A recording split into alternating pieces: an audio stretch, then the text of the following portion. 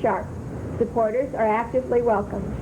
The Sun Princess team will consist of Phil Prescott, Fraser Ewan, Bob Bentley, Malcolm Williams, Dave Inge, Stuart Bucock, Andy Wickenden, Alvarez Alameo, Delfino Dinez, Julio Fernandez, Aquino Pereira, and Eusebio Rosa. Also, the Wimbledon finals will be televised on the TV here, live from London, Saturday morning. Sports highlights will be posted on the notice board each week for anyone interested. Well, thank you, Cindy. Of course, all you sports fans will be pleased to know that the match against the Island Princess, if it comes off, is going to be covered by Channel 4 in its entirety. And I shall be there at the scene myself.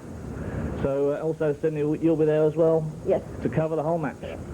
So thank you, Cindy, and we'll be looking forward to the coverage next week. Okay, thank you, Colonel. Cindy Kling at the Sun Princess Channel 4 Sports Desk. Okay. Well, it's now time for David Ripoff's reports. Let's see where David is this week.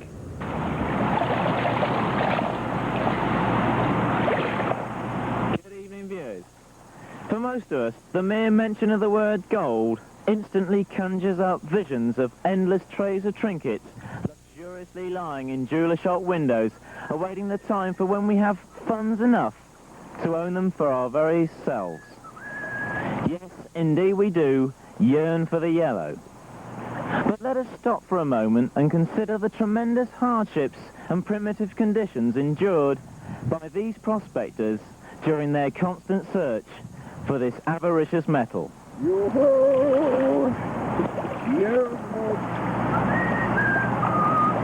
It is the toughest of existences, and here on a tributary of the mighty Yukon River, I found a man who daily works in these alluvial sands. While still a child, James Peckerpatch travelled from San Francisco on a perilous journey, along with thousands of would-be hopefuls. A journey that later came to be known as the Klondike Gold Rush. James, that would have been in 1898, right? 1898? Yep, I reckon it were. And were you brought on what must have seemed through your childish eyes this adventure by your parents? Adventure? No. You see, I was sort of an orphan. And I was kind of taken under the wing by an old Chinese gentleman, and that's how I got here to these parts. So, on arriving here, the old Chinaman and you then staked this stretch of the river, and, if I've been rightly informed, you've worked here ever since. Well, sort of. You see, the old man died after we'd only been here 4 or 5 years, and right before he died, he made me promise to carry on his useful work. James, can you say in all honesty that these long years of tiresome toil have been financially beneficial? Have you ever found vast deposits of gold? Gold? Gold? What in tarnation are you talking about, young man? Well, as a prospector, surely, after such a long time, you must have found some gold. Listen here, you young whippersnapper, let me set you straight on something. I never was a prospector. I'm not a prospector now, nor do I ever want to be a prospector. Hell, son, I run the laundry service here for the mining company. See you later, boy.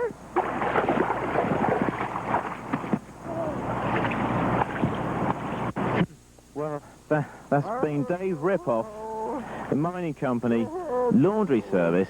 Oh, my God. Back to you in the studios, Channel 4, Colonel. Clementine. Get me that stupid researcher. Thank you, David, and better luck next week. This brings us to the end of another Channel 4 News. This is Colonel John Kling, signing off. Till next week.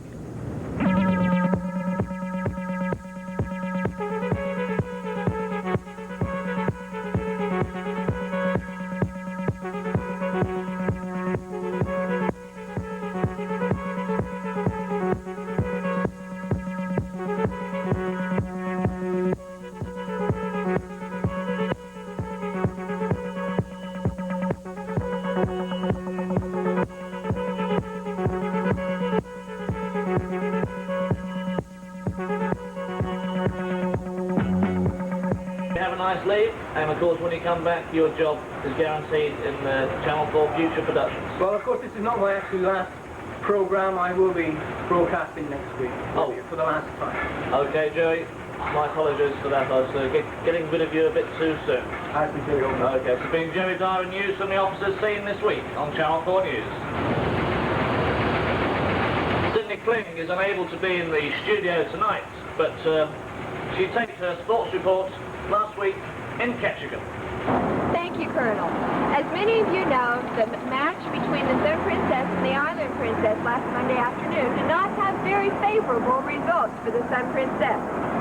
Though a few of the Sun Princess key players were on leave, the match proceeded, and up until halftime, the Island Princess could only manage to put one goal on the board. The fine coordination of the Island Princess team showed in the second half, though, as they steadily applied pressure and finally topped off their goal spree with a penalty minutes before the final whistle to finish the game with a remarkable 7-0 score.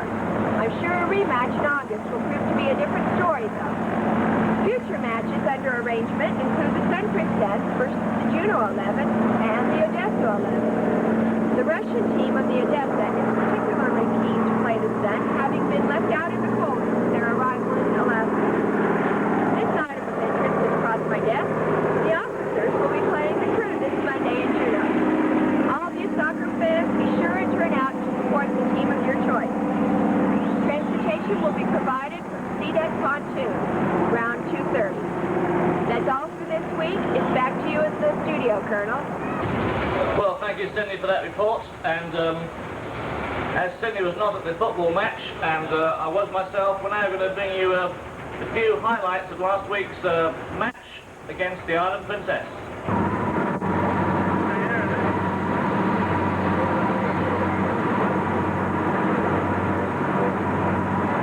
And welcome to the Island Princess Super Launch on its way to the big match in Juneau on Douglas Island. The Sun Princess All-Stars against the Island Princess team. I've got with me the captain of the Sun Princess All-Stars, Nick, welcome.